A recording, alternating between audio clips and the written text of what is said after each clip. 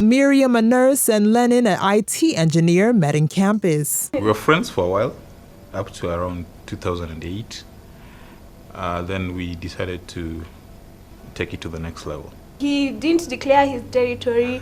I liked him. He obviously knew that, but he was just being him. Very cautious, very typical, very bit of a perfectionist. My mother and Lenny, my mother never used to like any of my boyfriends up until Lenny came around. Let me say, I think mothers have this like intuition, and they probably know what's best for you. So basically, when they actually met, she told me that is the man. And that informed her decision to date him. But while she was so confident about her decision, Lennon was not so sure.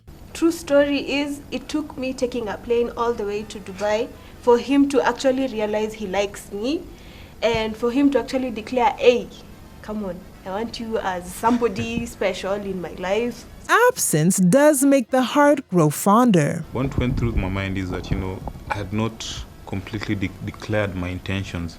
And this was something good that I saw that could actually just, go and disappear. Somebody else could have declared his intentions and, the story would have been different. But Miriam had to be sure of Lennon's love. She traveled to Dubai to leave room for Lennon to make a decision on his stand. To some extent, I was enjoying it, because while I was here, he was very adamant. He didn't want to say anything. He's giving you this other signals, yes, no, yes, no. So I really had to frustrate him for some time. Miriam's mother, a primary school teacher, brought her up as a single parent, while Miriam's father passed away when she was in high school. My mother actually trains you how to be a woman, how to take care of your man, how to make sure. It boils down to everything. It boils down to, the way they say God, family, and then others come in between. So it all starts from there. Respect. You have to know when to dominate and when not to dominate. You have to know how to give advice to your husband when he needs it. And most of all, you have to know how to be a household manager, whether you're working or not. So she trains you in all that. The most interesting thing about her is, and I really thank God for her, and I'd really like to raise my children in the same way she has, is she'll be very open about anything and everything. So basically, I'm going into a marriage and I'm very ready for him. I had to prepare Miriam. Although initially I've been preparing my girls. All my girls are well prepared, and I'm sure even the one who is remaining at home is well prepared. So I keep on preparing them in terms of cooking. A woman has to know how to cook. You may be a graduate, but if you cannot be able to cook to your husband, then I don't think you are anything at all to this man. If you cannot be able to wash the clothes, then you cannot be anything. I also taught Miriam how to take care of children using the other sister who had already gotten married. So basically I had to teach them the cause, because today's society is not like the former society. Our girls leave our homes without even knowing how to cook, how to take care of people, how to know the relatives. I had to tell her that now that she's going to get married, she's going to widen her family. She has to know the in-laws. She has to know that we are also there. I also have my people. So she has to know how to handle us, all of us. After dating for some time, Lenny finally decided to take this relationship a notch higher. He proposed. He was doing things intentionally, So I was very worked up, and he's like, today we have to go for dinner. And I'm like, no, I'm not going anywhere. I am too tired and I have to go back home. So he planned everything together with my brothers, sisters, friends, and all that. So when we got to the venue, finally when I accepted, actually it almost backfired on him. because he was thinking, okay, here I am saying no, I'm not going anywhere, I just want to go home. And he actually managed to convince me. He said, I'm not taking you anywhere typical, I promise you, I'm taking you to a nice place, so go get a dress or something. And so I did, got dressed up, met him again at his house, and we went to Pan-Afric. One thing that happened was I didn't know that the same vehicle that we boarded with him, my brothers and sisters were in the same vehicle. So they ended up hiding inside the bus so that I wouldn't see them. I just stood up and he took out this very old letter that I had written to him. There was a time I got annoyed, and usually I communicate by writing. So I told him, you know, I don't really like you so much. Today you've done this. So he read the same letter that was like for 5 years ago. He shows me and I'm like, okay, what's the purpose of this? And he's like, today I'm here because I want to ask you a very big question. And he gets down on his knees, and I almost fell in Sarova's pool because I ran all over the place. I was so I was very, very emotional that day. It took him 10 minutes for me to go and actually standing up because I was all over the place. Yeah, it was a very interesting. Yeah, I was there for a while. Actually, I don't know what was the thought process, but I was a little bit confused because I proposed. She got so excited. She, you know, at the poolside of Pan-Africa, you can climb up the lawn. She climbed up the lawn in that confusion. Then I think she forgot I was still at the table. Because when I proposed, I organized for her close friends and her family and my brothers to hide somewhere at Pan-Africa, so that when I go on my knee, what she actually didn't know is that I had my phone on the table and I was signaling those guys.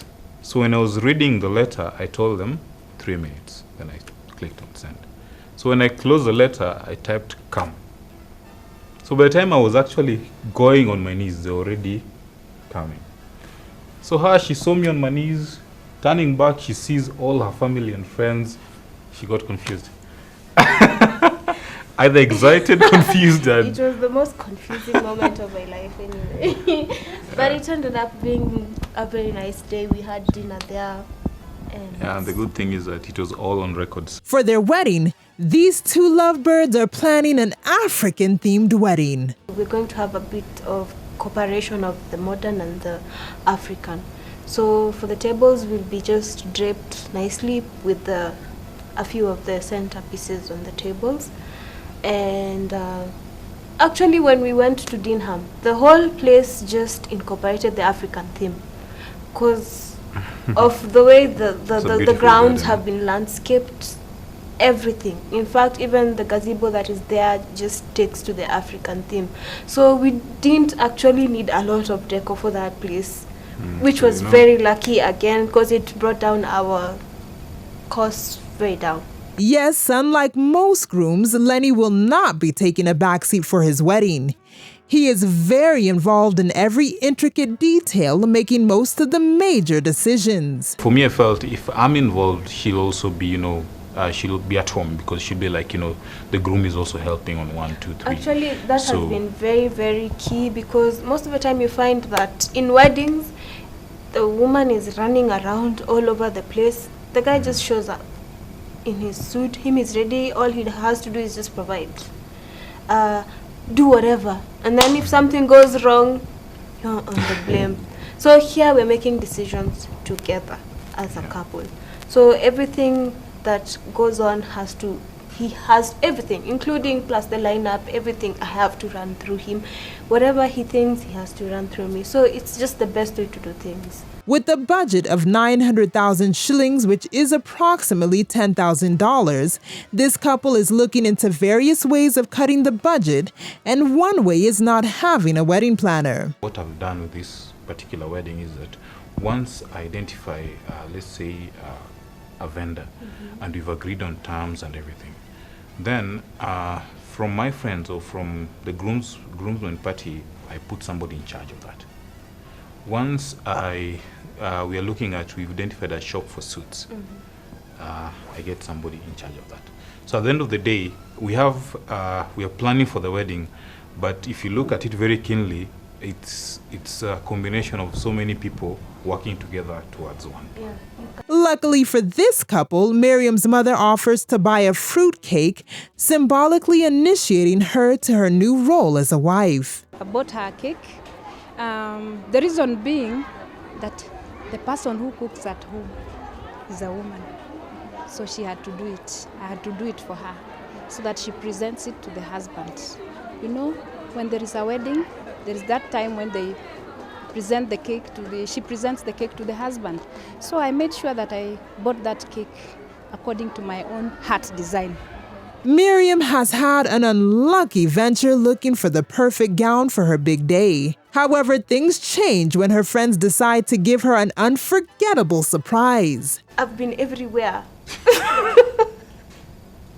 I can tell you, I've been everywhere fitting dresses. I don't know, either the fitting is too small or maybe I don't like what's happening up here. It's a very emotional time for a bride to actually get the perfect dress. But here comes a friend, she tells me, send me your photo and your measurements. I'd like to buy a dress for you for the evening party. So she calls me and she's like, you still don't have a dress, you're not serious. And I tell her, okay, yeah, I still don't have a dress. I've not made up my mind. It's 2 weeks to the wedding, 3 weeks to the wedding. No idea what to do. So she calls me and tells me, there's a package for you. There's a friend who's here. There's a package for you. Just go and pick it. And she had previously asked me what kind of dress I would like. So initially, I started out with an A-line. I said, no, I am too short for an A-line again. We went back to a mermaid. We even went back to so many designs. So when we finally, I just sent her photos of things I would like. So she finally went, bought a dress for me and surprised me with the dress. I was very clear about the suit I wanted to wear, which is a tux, white on black, white coat with the black drapings and a black trouser. So I looked for it around. In the shops, I could not find it. I could not find them because they were like out of stock and they're telling me they can't just import one suit for me. So the good thing or the lucky thing for me is that one of my groomsmen, who's like a former roommate of mine in campus, is in the UK and was coming down. He's actually in the lineup. So I used his connection to buy the suit from the UK, then he came with it. This couple has opted to go with a caterer who is operating from out of town. However, they are not sure whether this man will deliver as per their expectations. He doesn't have like a restaurant in Nairobi, but they're setting up a kitchen just for a wedding in Runda.